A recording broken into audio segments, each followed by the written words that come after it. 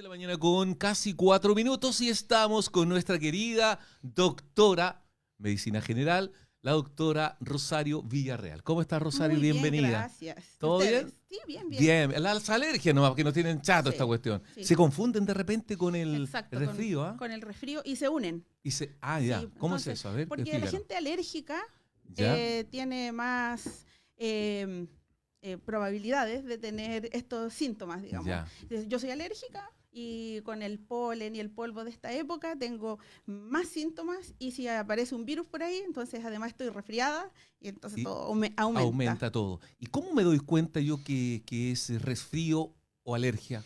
Generalmente la alergia es el lagrimeo, ¿Ya? estornudos, tener la nariz tapada o tener mucho líquido de la nariz también, ¿Ya? pero no está asociado a fiebre ni a que me siento mal físicamente. Y ese tiene que ver más con el resfrío, con lo viral.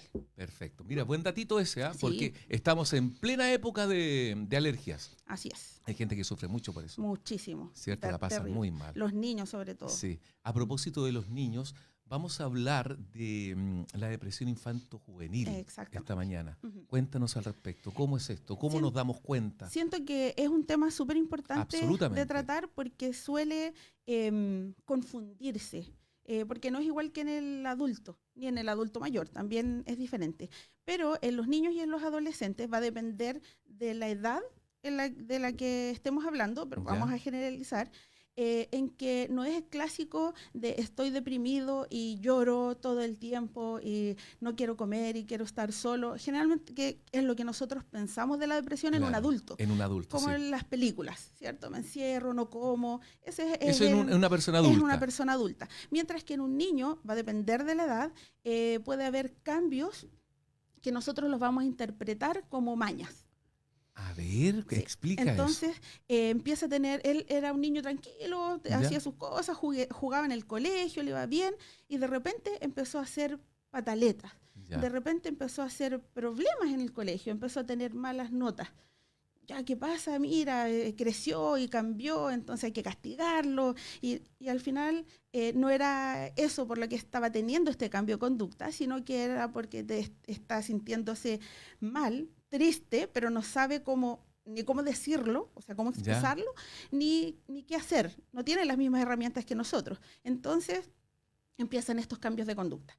Y ahí nosotros generalmente erramos porque decimos, Claro. pucha, está más mañoso y no buscamos qué es lo que le está causando esto. Y no buscamos ayuda tampoco. No. Los otros generalmente dicen, no, el celular, la tele, qué sé yo, prohibámosle esto, en fin. Pero Claro. no es así. No.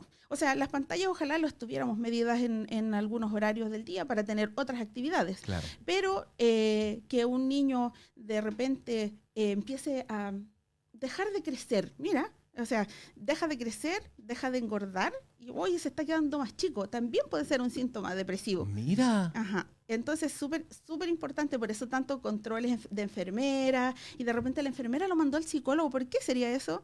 Es porque dejó de crecer. Hay que buscar. Porque dejó Algo de está crecer. gatillando aquello. Sí, exacto. Mira. Entonces, dejó de crecer, está más mañoso. Antes en el box se comportaba así, la enfermera lo va a derivar. O la profesora o profesor dice, antes jugaba con los demás niños y ahora prefieres jugar solito. Eso también es extraño, que sea un cambio de repente.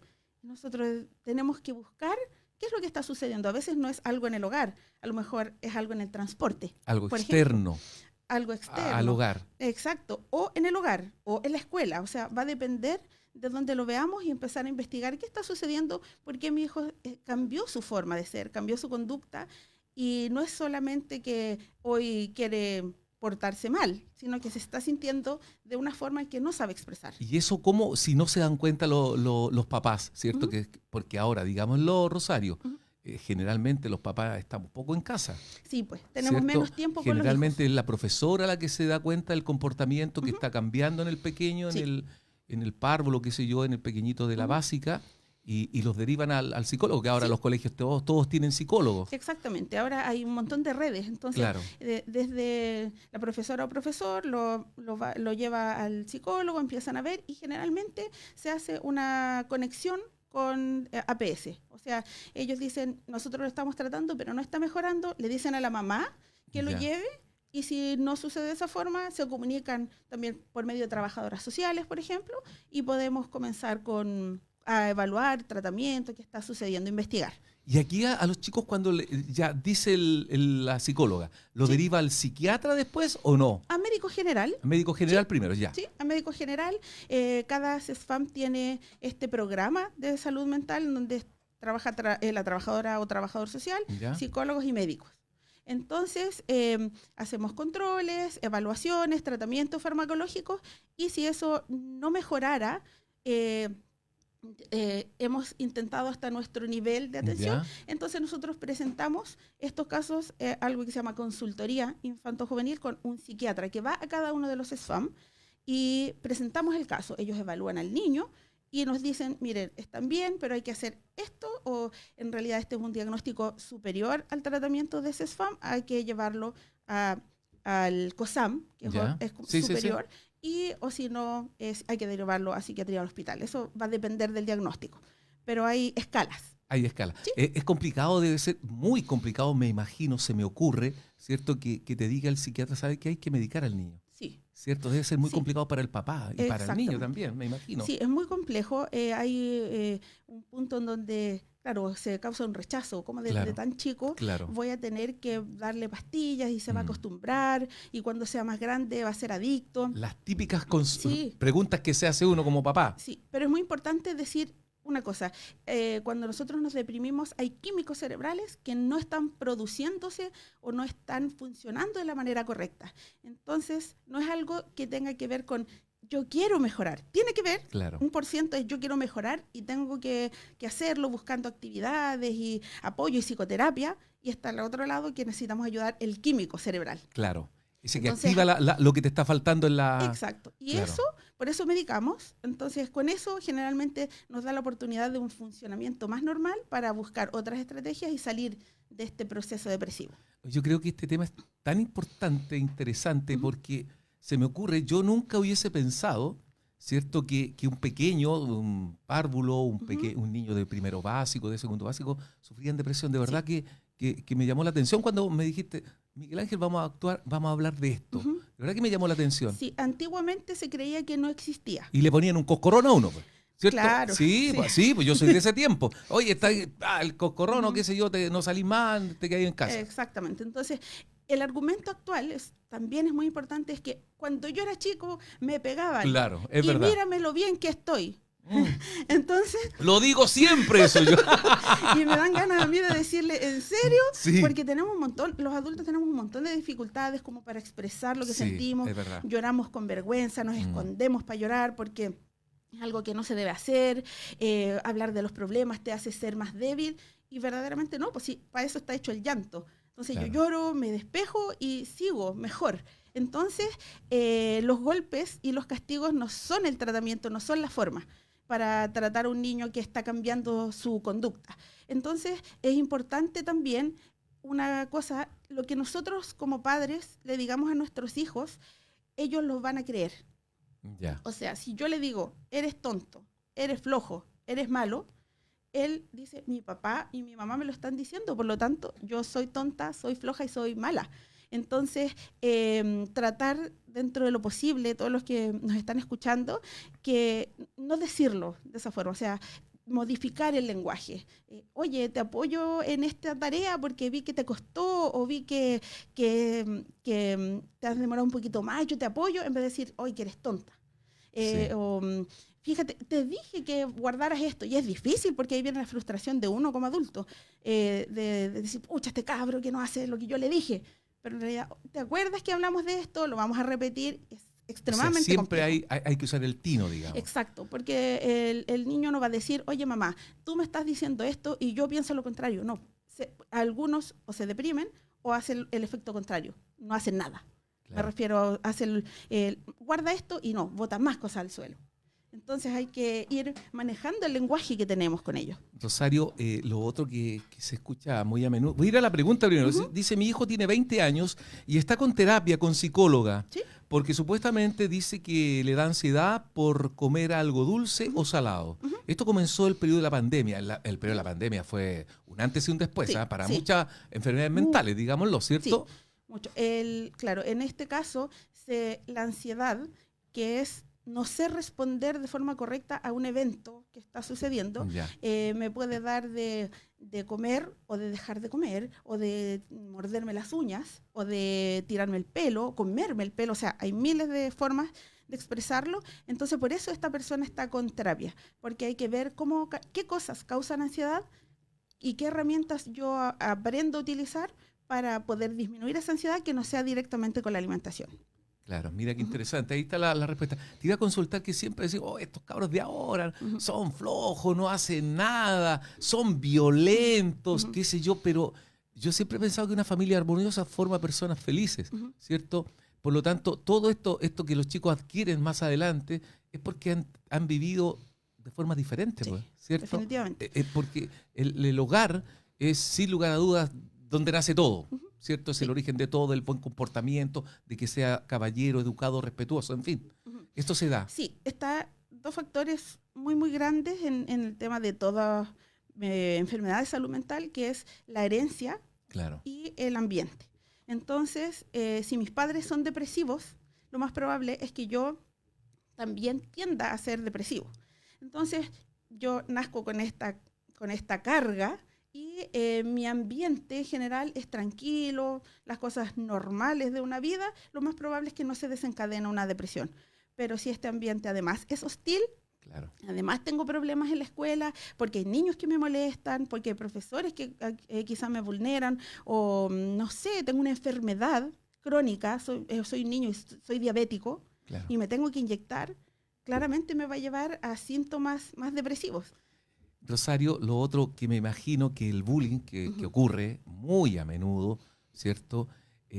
También debe provocar un deterioro mental y caer, ¿cierto? Un niño en la depresión. Ahí están los dos puntos, porque Claro. por eso sigue siendo muy complejo, porque está el niño vulnerado, el que le están haciendo el Claro. bullying, que por lógica se va a sentir mal, porque es gordo, porque es feo, porque tiene las paletas porque muy es chico. afuera. Pucha, siempre un Claro. niño va a tener algo que el otro le va a decir. Encontrar. Pero también está el punto de que este niño acosador, el que está haciendo ¿Ya? el bullying, algo tiene también. ¿Por qué es tan hostil? ¿Por qué tiene que molestar a los demás tanto? Hay algo que está sucediendo con él.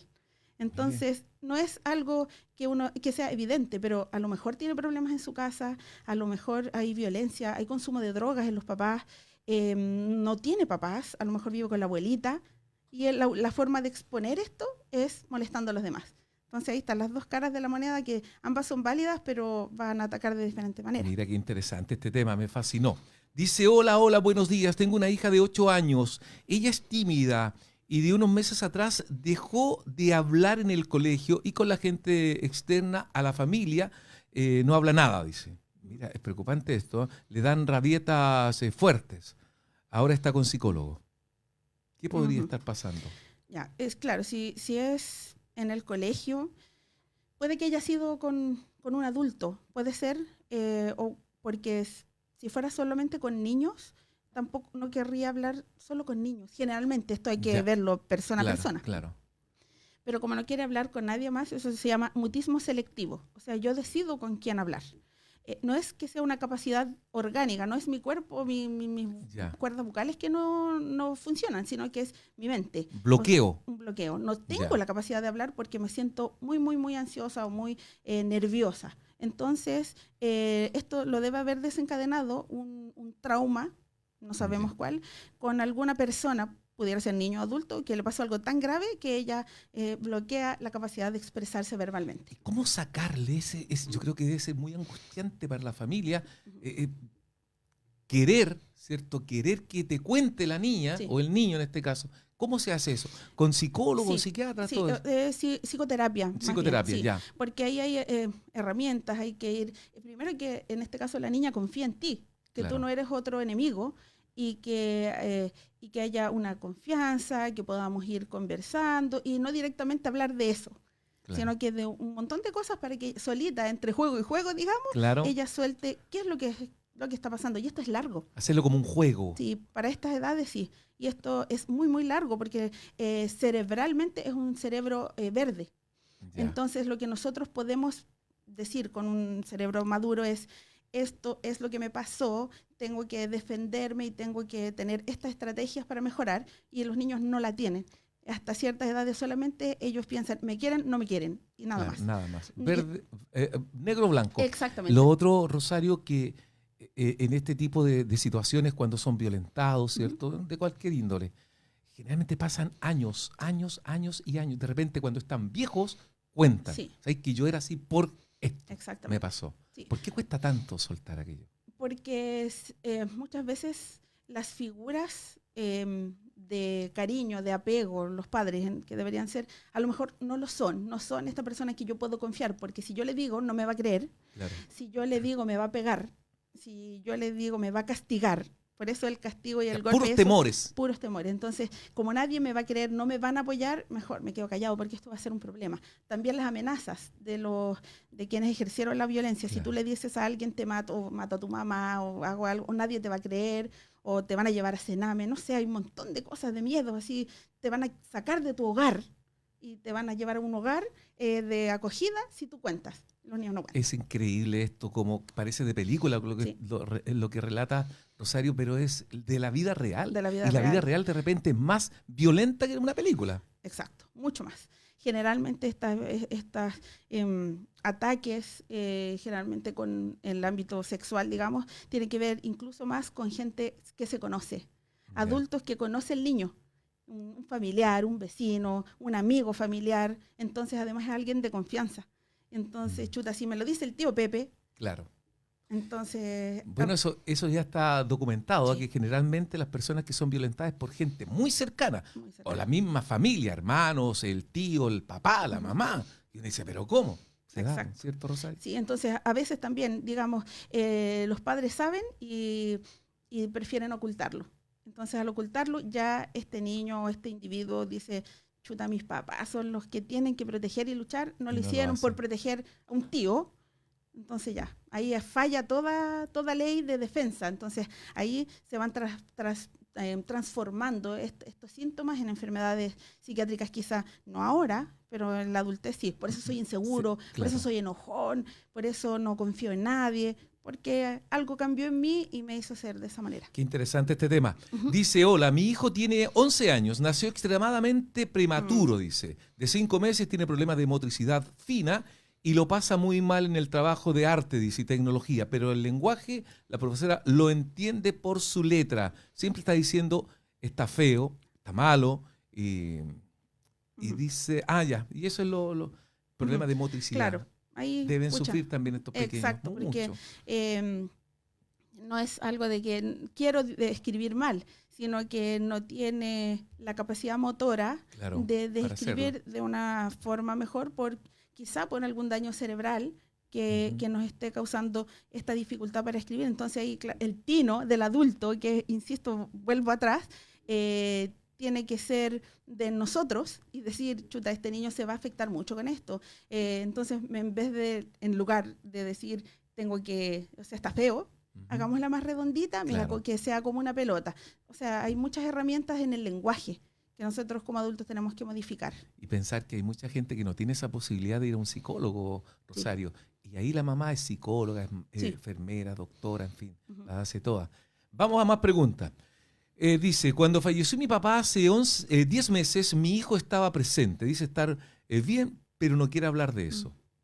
Dice, y no quiere verme llorar. ¿Cómo lo convenzo que vaya al psicólogo? Sí, es complejo.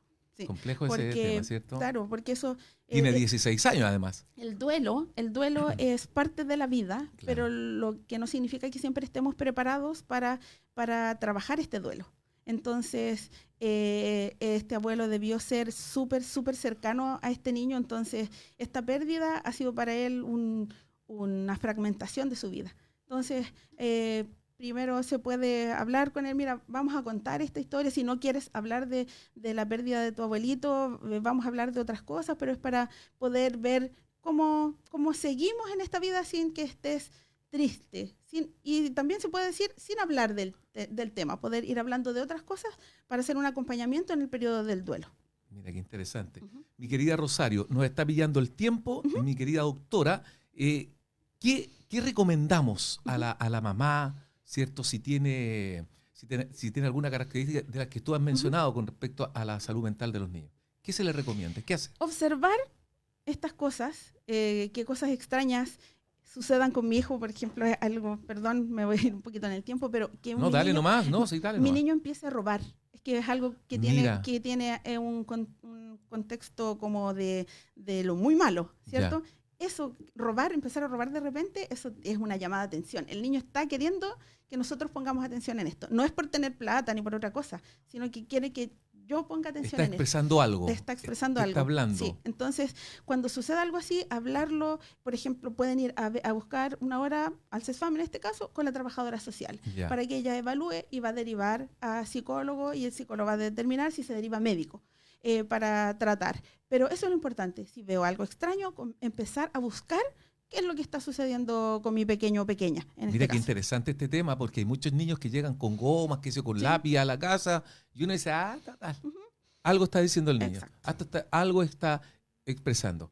Mi querida Rosario Villarreal, ha sido, pero de verdad, gratísimo estar contigo. Muchas gracias, para mí Estuve también. reemplazando a mi querida Carito, que tiene muchas cosas que hacer, porque estamos conmemorando el día del cáncer de mamas. Así que muchas gracias, Gracias querida a ustedes. Rosario, que te vaya muy bien. A usted muchas también. gracias. Chao, Nos chao. separamos y ya seguimos.